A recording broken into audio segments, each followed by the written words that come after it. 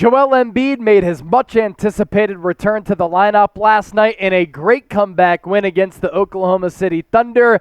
And I'm telling you what, he looked good, and he has injected newfound hope into this fan base because he's back. The Philadelphia 76ers are back, and we're going to talk about his performance here on the show. This is 76ers Now by Chat Sports. I'm Chase Sr. Thank you so much for being here with us. You'll see and hear from producer Chip coming up here in just a bit. First, we're doing an April sub battle with a couple of other channels here at Chat Sports.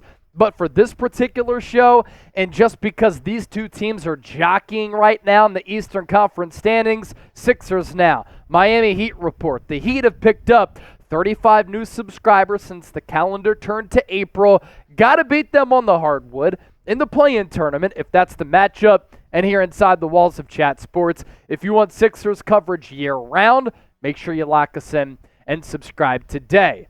Joel Embiid making his return last night against OKC, and it's not like head coach Nick Nurse just eased him back into the action. He understood Embiid needs to get into playing shape. He looked pretty good. He's lost some weight, looked to be in good physical condition, but that is much different from being in basketball shape. And Nick Nurse has been known to play his starters a lot. Embiid, first game back in months since undergoing that February knee surgery.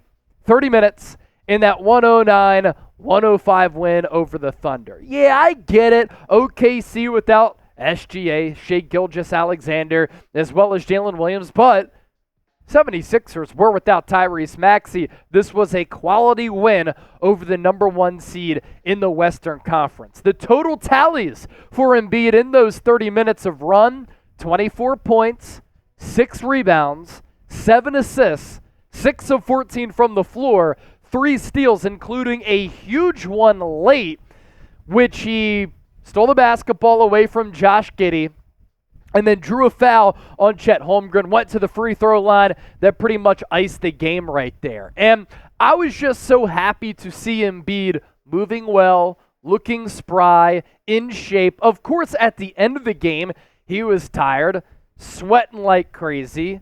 He was winded. But that's what you expect. But we also expected Embiid to have some signs of rust. I didn't see a lot of it, and he's going to obviously have to work into game flow. He's playing with some players like Kyle Lowry, Buddy Hield, Cam Payne, who he hasn't played with a lot. But all things considered, you come away from that game and you're like, man, where's Philadelphia going to be in the East? Can they challenge Milwaukee and Boston in that first round? Those two teams do not want to see Philadelphia because Embiid changed the entire complexion of what this Sixers team looked like. Here's what Embiid had to say about his injury, and he was pretty honest about it, especially after the game, saying, compared to all my other injuries, mentally, this was tough to overcome. He said, it was not a good ride. Usually when I have injuries, I just tell myself, move on to the next one, get better and fix it. But this one took a toll mentally, being depressed. It was not a good one. I'm still not where I'm supposed to be, especially mentally. But I just love to play. I love basketball. Want to play. Any chance that I can be out there, I'm going to take it. And he said, look, when you play in a city like Philadelphia, it forces you to want to give effort, to want to fight through the pain, to want to go out there and play, to put on for the city. That's what Embiid did. Chip, great to see the big fella back. Initial takeaways from that first game and what you thought of his performance as well as the impact that he had, because I thought the impact was profound on both ends. Yeah, look, we're not going to expect him to come out and drop 40, all right? Clearly, he was a little bit winded when he was out there for an extended period of time, or especially late in the game. You could tell he was fighting through it, man. Yeah. After that drive late, he was on the floor for a little bit.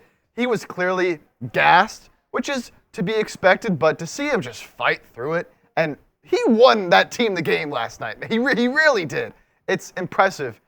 And what I saw with him and some of the new guys, but particularly with Buddy Hield, they didn't play that much together last night, but there was a few possessions where Hield and Embiid are running that two-man game, and it just gets me so excited for what it can potentially be the more they play together. There was a couple in particular where One, they kind of got into the corner a little bit, sort of from the ball, and then Hield was able to get a screen from Embiid, get the ball back, and shot like a fadeaway in the corner that went in. And there was another one where he was able to get into the paint and end up turning the ball over, but he was able to, establish himself in the paint, try to get it to Batum, and it didn't quite go where it wanted to go. But there's a lot of potential there. And some people were comparing the two-man game with Hield and Embiid to when Redick was there, but I feel like it could even be a little more dynamic because, Hield can handle the ball, and we saw that. So obviously going to still need some time, especially with these new guys. Even Lowry got to the line once and hit a mid-range. Campaign got a couple open mid-ranges that he couldn't knock down, but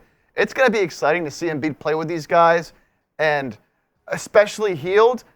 I think come playoff time, man, that can be a scary, scary two-man game. Yeah, and with Redick, they ran all of that DHO all around the perimeter, really at the top of the key primarily.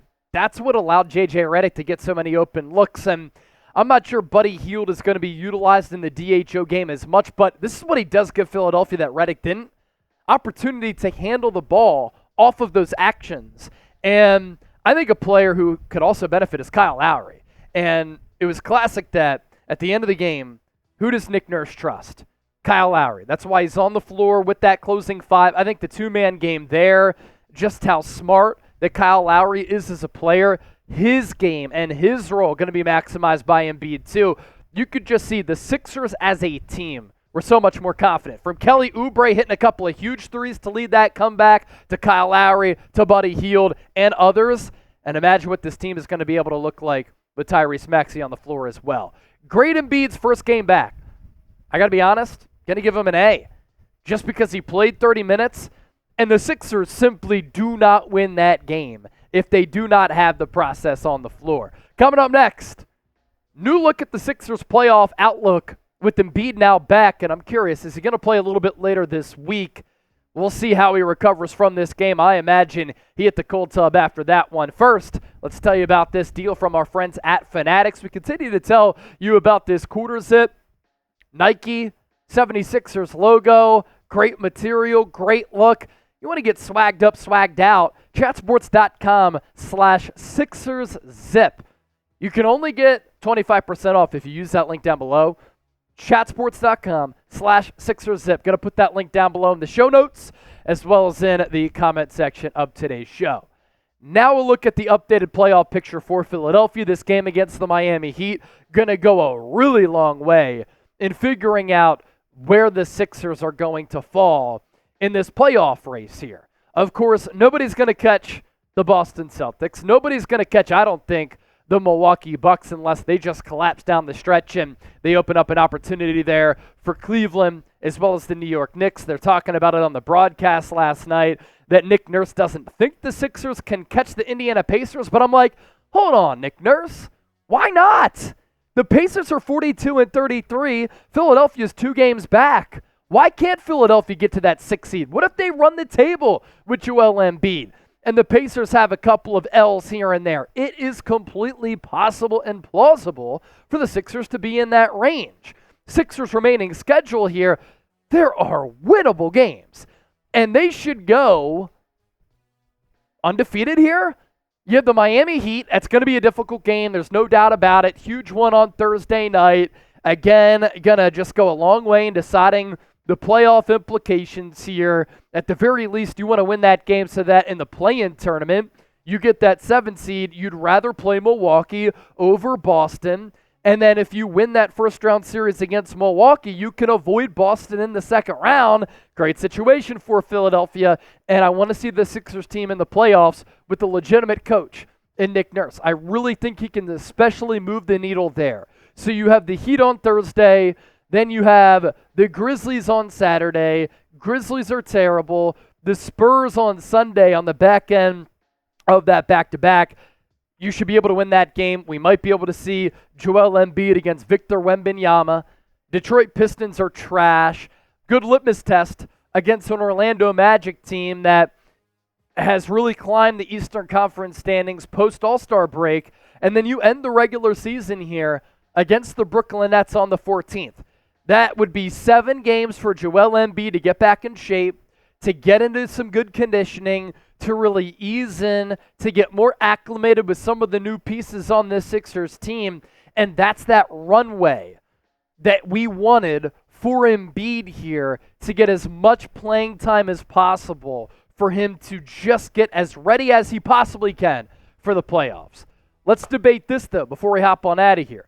Would the Sixers playing in the play-in actually benefit Joel Embiid, or is it more important to get the 6th seed?